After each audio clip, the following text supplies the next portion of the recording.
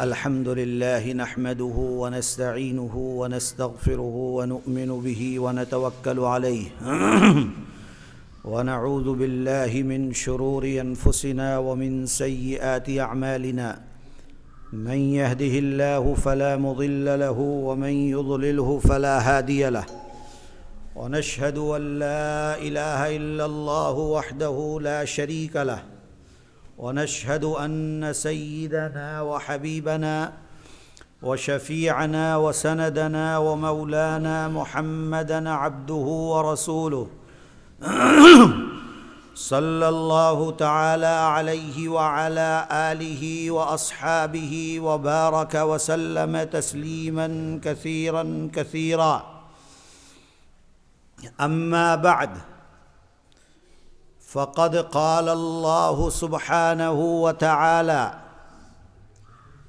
ظهر الفساد في البر والبحر بما كسبت أيدي الناس ليذيقهم بعض الذي عملوا لعلهم يرجعون.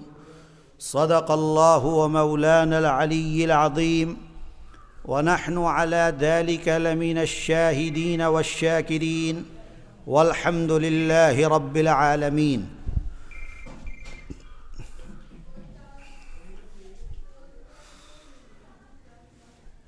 ہم سب کے محترم و مکرم جناب حضرت مولانا نقیب الامین برقی صاحب، جنرل سیکریٹری جمعیت علماء اڑیسہ، علماء اکرام، معزز حاضرین مجلس، آج الحمدللہ یہ مسجد بن کر تیار ہوئی ہے، اس کا افتتاح ہو رہا ہے. ہم اور آپ سب یہاں پر جمع ہیں. اللہ تعالی ہمارے اس جمع ہونے کو قبول فرمائے. اللہ تعالی تا قیامت اس مسجد کو آباد رکھے. جن لوگوں نے مسجد کو بنانے میں اپنا پیسہ لگایا، وقت لگایا، جس طریقے سے بھی جس نے مدد کی ہے، اللہ تعالی قبول فرمائے اور اپنی شایان شان اللہ ان تمام کو اس کا بدلہ عطا فرمائے. بہت ہی خیر کا کام ہے. دنیا کے اندر بہت سے کام جن کو بہترین قرار دیا گیا ہے، ان میں سے ایک بہترین کام یہ بھی ہے کہ انسان اپنے اللہ کا گھر بنائے. اللہ کا گھر بنانا، اللہ کے گھر کے لیے مدد کرنا، یہ میرے بھائیوں توفیق الہی کے بغیر انسان نہیں کر سکتا ہے. بہت سے دولت مند میں نے دیکھے جن کے پاس دولت کی کوئی کمی نہیں ہے، ان کو معلوم بھی نہیں ہوگا کہ ان کے پاس پیسہ کتنا ہے. ان کا اپنا گھر کروڑہا کروڑ کے گھر میں رہتے ہیں، لیکن برابر میں جو مسجد ہے اس مسجد کی خستہ حالی کا حال یہ ہے کہ مسجد کے اندر کتا گھس جاتا ہے، گندگی کر کے چلا جاتا ہے، لیکن اس پیسے والے کو اس کی کوئی فکر نہیں ہے. کیوں؟ اس لیے کہ اللہ نے اس کو یہ توفیق نہیں دی ہے کہ وہ اپنا پیسہ اللہ کے گھر کی تعمیر کے اندر لگا سکے. اس میں ہمارا کوئی کردار نہیں ہے میرے بھائی. اگر ہم نے مسجد کے بنانے میں ایک ذرہ برابر بھی مدد کی ہے، روپیے سے کی ہے، پیسے سے کی ہے، وقت سے کی ہے، مشورے سے کی ہے، جو جس کے پاس تھا اس سے کی ہے، یہ محض توفیق الہی ہے، اس کے علاوہ اور کچھ نہیں۔ اللہ تعالیٰ اپنے ان بندوں سے، جو بندے محض اللہ کی رضا کے لیے اللہ کا گھر بناتے ہیں، دنیاوی منفعت نہیں ہے، یہ نہیں کہلوانا کہ بھئی فلاں حاجی صاحب ہیں جنہوں نے بہترین مسجد بنائی ہے، اپنے نام کے لیے گھر بنا رہے ہیں، بلکہ صرف اللہ کی رضا کے لیے۔ اللہ کا جو بندہ گھر بناتا ہے تو اللہ بھی اپنے اس بندے کو محروم نہیں فرماتے ہیں۔ میرے آقا حضرت محمد صلی اللہ علیہ وسلم کا فرمان ہے کہ انسان دنیا میں اللہ کی مسجد کو تعمیر کرتا ہے اور اللہ جنت میں اس گھر کے لیے گھر کو تعمیر کرتا، اس شخص کے لیے گھر کو تعمیر کرتا ہے۔ اور جیسا خلوص ہوگا آپ کے اندر، آپ کے دل میں جو جذبہ ہوگا اللہ کے گھر کو بنانے میں، میرے بھائیوں، اتنا ہی عظیم الشان گھر اللہ آپ کے لیے اپنی جنت کے اندر تیار کر کے رکھیں۔ آج تو ہمارے اندر مسجد کی اہمیت ختم ہو گئی ہے، دلوں سے نکل گئی۔ آج اگر کوئی مجھ سے یہ کہے، آپ سے کہے، داڑھی ٹوپی والے سے کہے،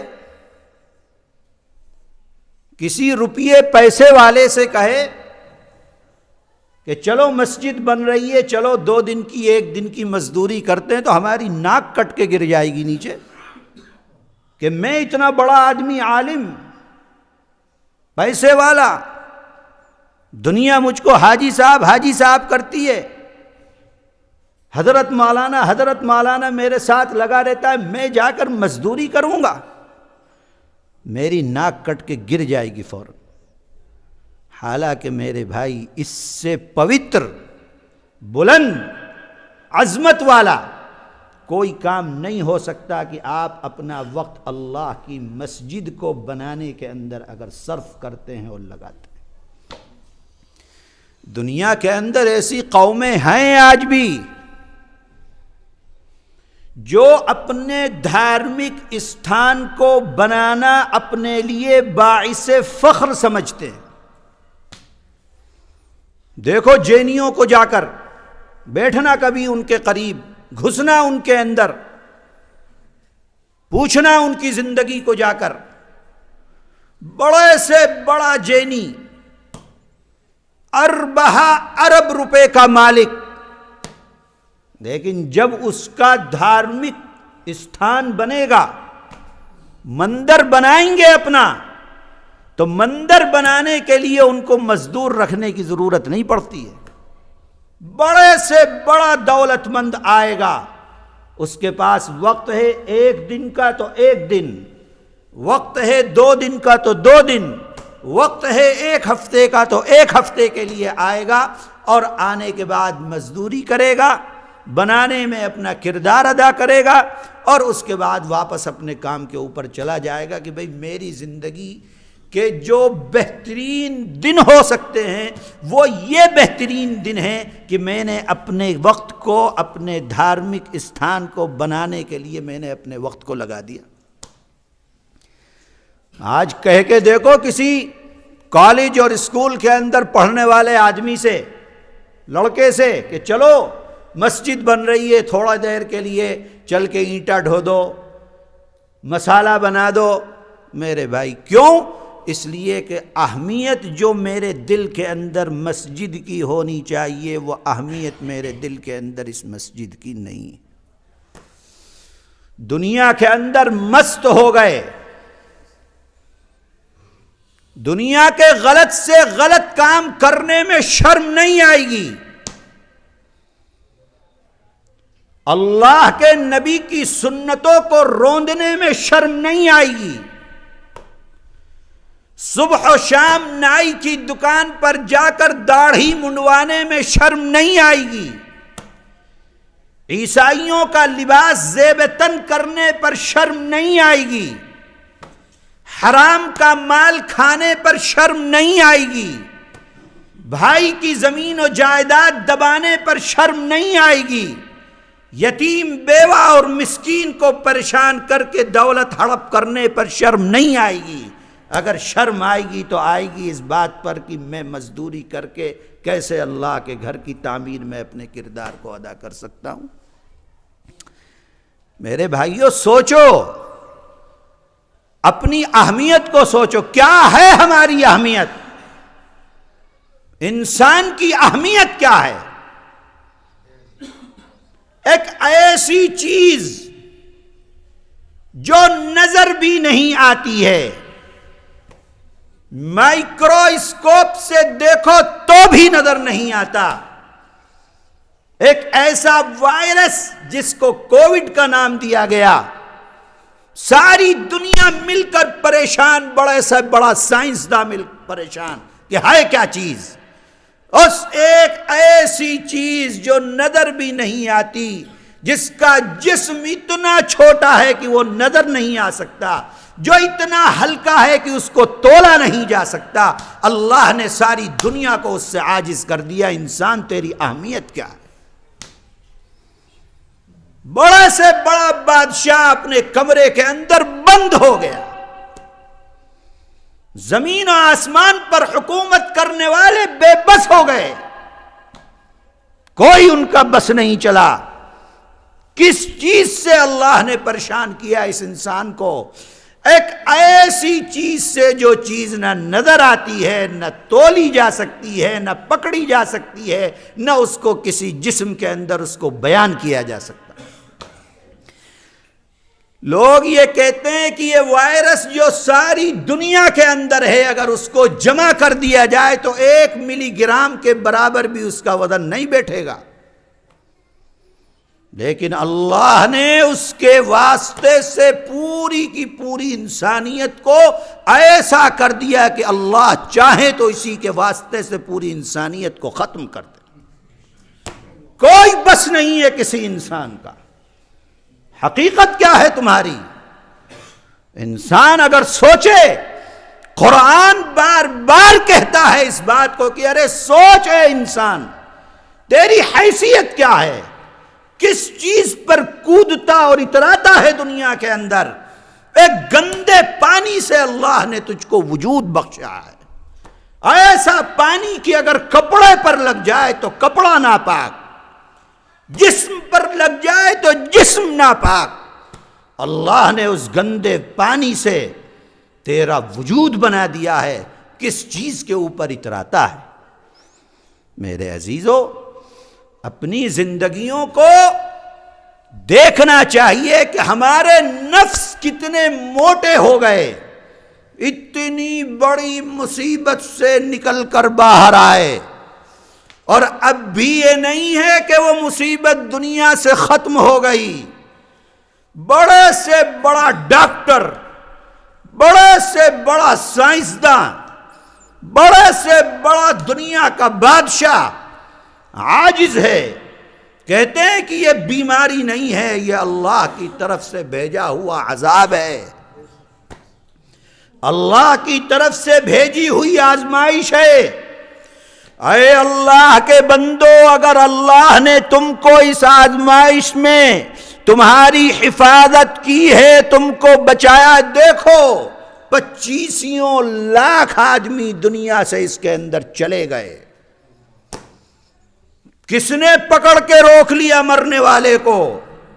اور اس حالت کے اندر گئے کہ مرنے والے کو جنازہ بھی نہیں ملا، غسل بھی نہیں ملا، اس حالت میں گئے کہ کفن بھی نہیں ملا، اس حالت میں گئے کہ نماز بھی نہیں پڑھی گئی، اس حالت میں گئے کہ معلوم نہیں کہ کس مسلمان کو جلا دیا گیا اور کس غیر مسلم کی لاش کو دفن کر دیا گیا۔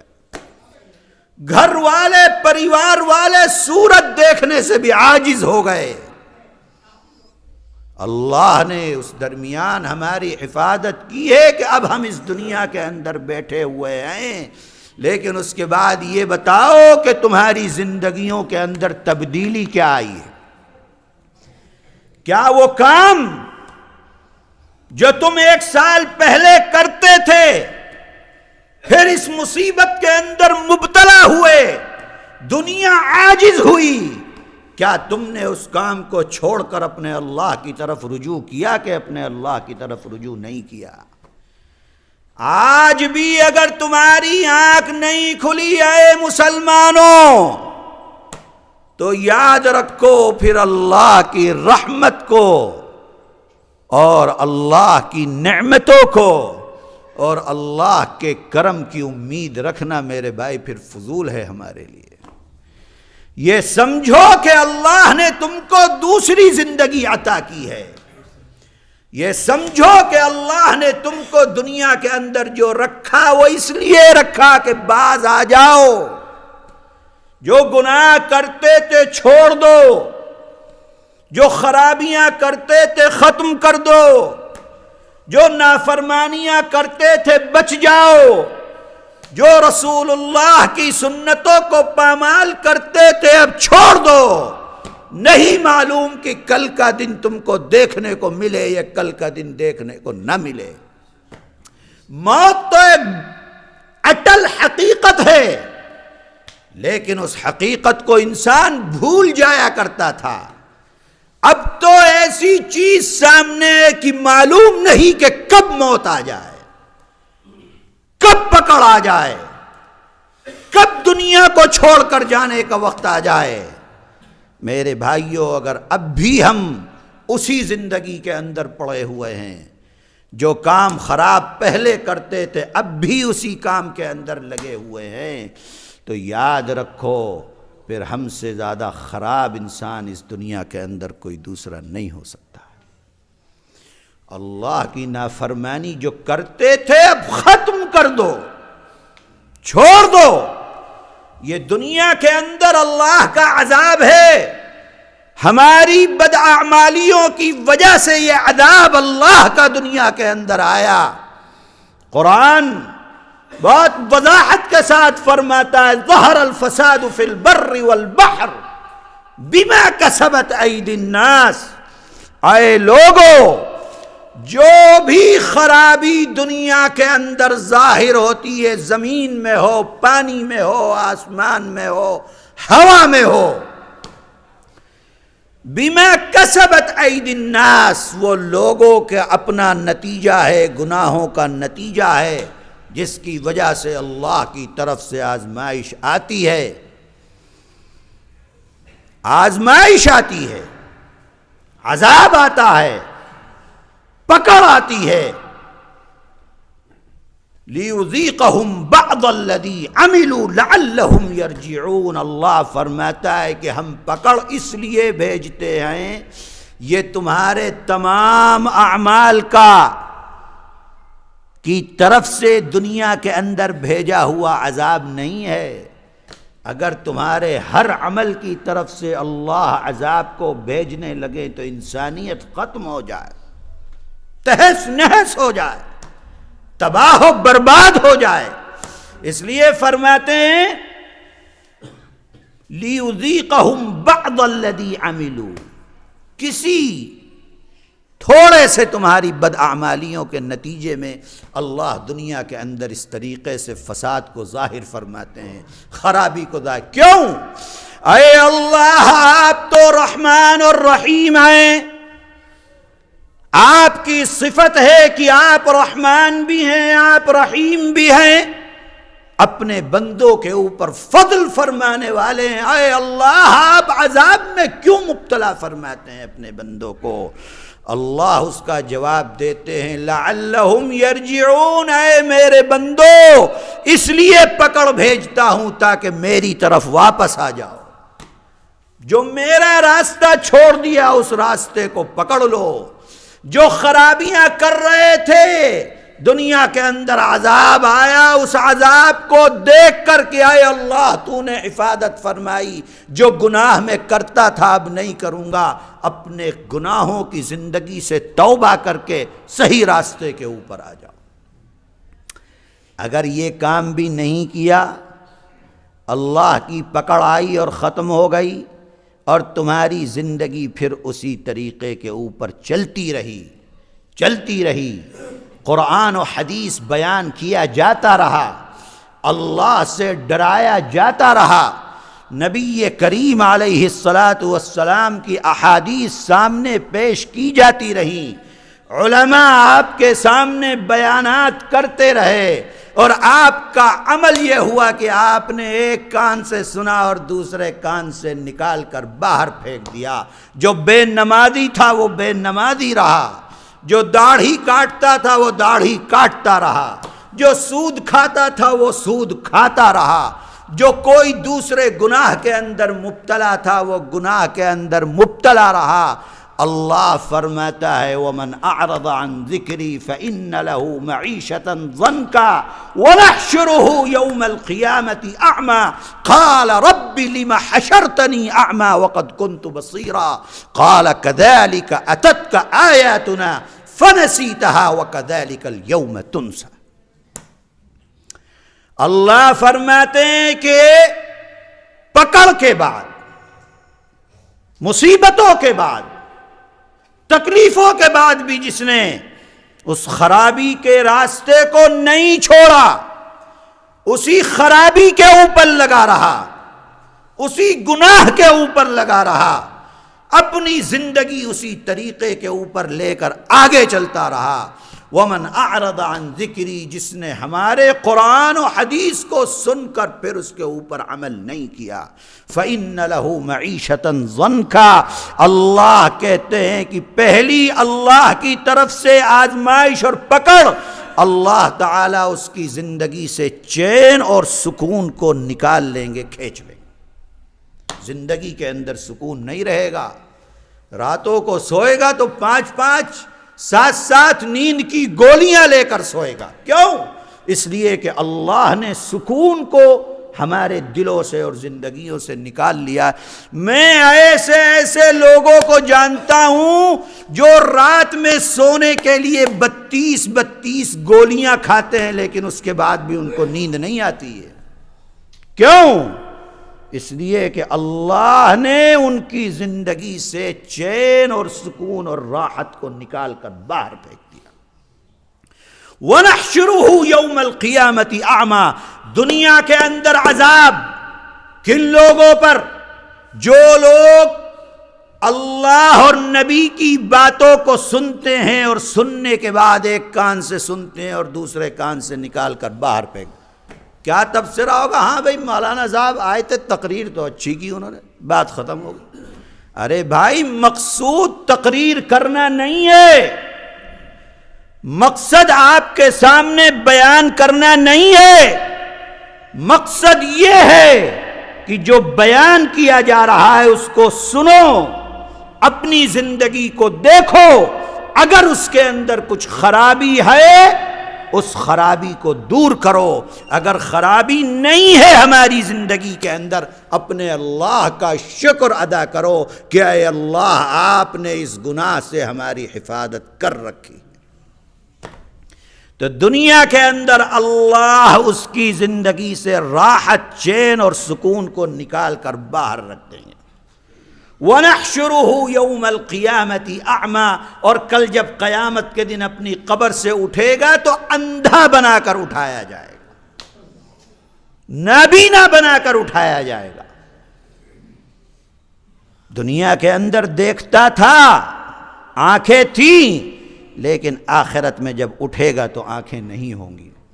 قال رب لم حشرتنی اعمی وقد كنت بصیرا، وہ کہے گا اے اللہ آج آپ نے مجھ کو اندھا بنا کر کیوں اٹھایا؟ دنیا کے اندر تو میری آنکھیں تھیں، میں دیکھتا تھا، ہر کچھ میں کو نظر آتا تھا، آج آپ نے میری آنکھیں ختم کر دی، اندھا بنا کر اٹھا دیا، کیوں؟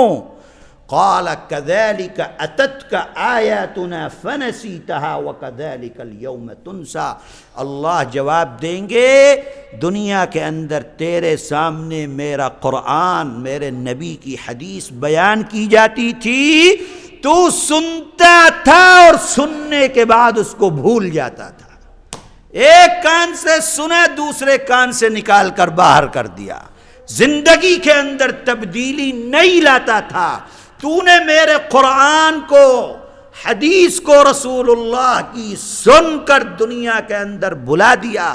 اللہ فرمائیں گے کہ آج ہم نے بھی تجھ کو بھلا دیا، اس لیے ہم نے تجھ کو دنیا کے اندر اندھا بنا کر اٹھایا، آج آخرت میں اندھا بنا کر اٹھایا، جبکہ تو دنیا کے اندر دیکھتا تھا۔ اس لیے میرے عزیزو، اپنی زندگیوں کو ٹٹولنا چاہیے۔ اسی لیے بڑے بزرگ علماء، صلحاء جو قلب کی اصلاح کرتے ہیں، وہ لوگ یہ فرماتے ہیں کہ انسان کو روزانہ کچھ وقت اپنے لیے نکال کر اپنا صبح سے شام تک کا جائزہ لینا چاہیے کہ آج میں نے کیا کیا ہے، کتنا اچھا کام ہوا، کتنا غلط کام ہوا۔ اچھا کام ہوا اللہ کا شکر ادا کرے کہ اے اللہ تو نے توفیق بخشی ہے، غلط کام ہوا اپنے اللہ سے استغفار کرے، معافی مانگے، آئندہ نہ کرنے کا عزم کرے، اللہ سے توبہ کرے کہ اے اللہ توبہ کرتا ہوں، آئندہ کبھی میں اس کام کو نہیں کروں گا۔ لیکن اس کے اندر اس بات کو بھی سمجھنا ہے کہ اللہ سے معافی کے بعد جو گناہ اللہ معاف فرماتے ہیں وہ گناہ ہیں جن کا تعلق اللہ سے ہے، جن کو حقوق اللہ کہا جاتا ہے۔ لمبی تفصیل ہے، بیان کرنے کا وقت نہیں ہے، لیکن جو حقوق العباد ہیں، بندوں کا حق بندے کے اوپر، بندے کا حق، ایک بھائی کا حق بھائی نے مارا، پڑوسی کا حق پڑوسی نے مارا، میرے بھائی اس کو تو آپ کو جس کا حق مارا ہے اسی سے معاف کرانا ہوگا۔ اللہ سے معافی مانگنے سے بندے کا حق معاف نہیں ہو جاتا۔ اس لیے اگر کسی کا حق لیا ہے، پیسہ لے لیا، قرضہ لے لیا، آپ پریشان کر رہے ہو، آج تو قرضہ دینے کا مطلب یہ ہو گیا ہے کہ بھئی جس کو دیا ہے اب اس سے دشمنی مول لے لو، اس لیے کہ تم کتنی دفعہ مانگو گے دینے کے بعد، 5 دفعہ، 7 دفعہ، 8 دفعہ، 10 دفعہ، اس کے بعد دشمنی شروع ہو جائے گی۔ جو دعا سلام تھی وہ بھی ختم میرے بھائی، اور جو آپسی محبت اور رشتہ داری تھی وہ بھی ختم۔ آج تو ہمارا معاشرہ ایسا ہو۔ اللہ کا نبی فرماتا ہے کہ بھئی اگر تمہارا پڑوسی پریشان ہوئے تو اس کو دو اگر تمہارے پاس، لیکن دینے کا مطلب یہ ہے کہ پھر جس نے لیا ہے اس کو بھی تو واپس کرنا ہے، لیکن جو لے لیتا ہے پھر آج اس کے ذہن میں بھی یہ بات نہیں آتی کہ ہم کو یہ پیسہ واپس کرنا ہے۔ اللہ ہماری حفاظت فرمائے۔ جس کا جو حق ہے اس کا حق ادا کرو، کسی کی زمین لے رکھی ہے دے دو، کسی کا گھر لے رکھا ہے دے دو، کسی کا پیسہ لے رکھا ہے دے دو، دنیا سے پاک صاف ہو کر اپنے اللہ کے پاس جاؤ تاکہ اللہ کی جنت کے اندر کل کو پھر مزے کرنے کا موقع ملے۔ اللہ تعالی ہم تمام کو اپنی مرضیات پر چلنے کی توفیق عطا فرمائے۔ اس مسجد کو بنانے میں جن لوگوں نے اپنے کردار کو ادا کیا، اللہ تعالی ان تمام کے دینے کو قبول فرمائے، اور اللہ تعالی اپنی شایان شان بدلہ عطا فرمائے۔ ہماری زندگیوں کو نبی کریم علیہ الصلاۃ والسلام کی سنت کے مطابق اللہ تعالی ہمیں گزارنے کی توفیق عطا فرمائے۔ اللہ تعالی اپنی محبت عطا فرمائے، اپنے حبیب کی محبت عطا فرمائے، آخری سانس تک ہمارے ایمان کی حفاظت فرمائے۔ وصلی اللہ تعالی علی خیر خلقہ محمد وآلہ واصحابہ اجمعین۔